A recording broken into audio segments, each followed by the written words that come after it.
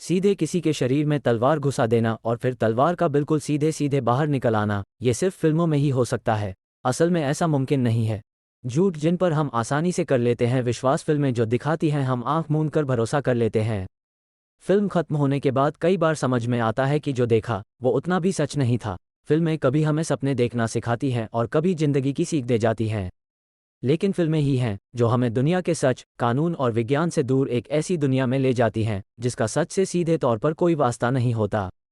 Number 1, बंदूक है तो फिंगरप्रिंट्स होंगे ही। किसी भी फिल्मी क्राइम सीन में बहुत आसानी से यह दिखा दिया जाता है कि अगर मौके से बंदूक बरामद हुई है तो उस पर फिंगरप्रिंट्स होंगे ही, जबकि बंदूक का विज्ञान ये बताता है कि उस पर से फिंगरप्रिंट मिलना इतना आसान नहीं होता।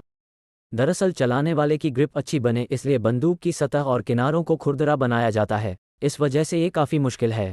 आपने कई फिल्मों में देखा होगा कि प्लास्टिक सर्जरी के बाद इंसान का चेहरा बिल्कुल बदल गया।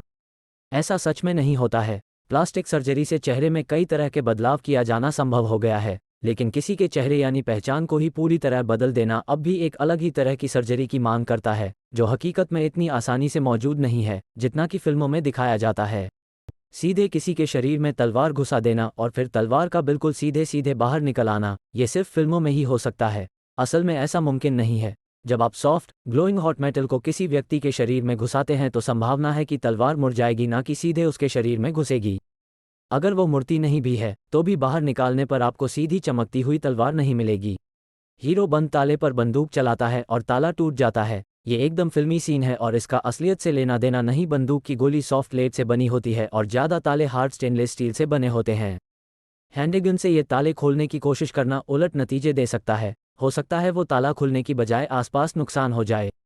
हालांकि शॉटगन से ऐसा कर पाना फिर भी कुछ हद तक संभव है। जब भी किसी बच्चे की डिलीवरी का सीन होता है हमारी फिल्मों में अक्सर डॉक्टर या नर्स हीरो के सामने एक बड़ा सवाल लेकर खड़े होते हैं, एक मेडिकल फॉर्म जिस पर हीरो को साइन करने होते हैं और साथ में बताना होता कि वो बच्चे को बचाना चाहता है या माँ को।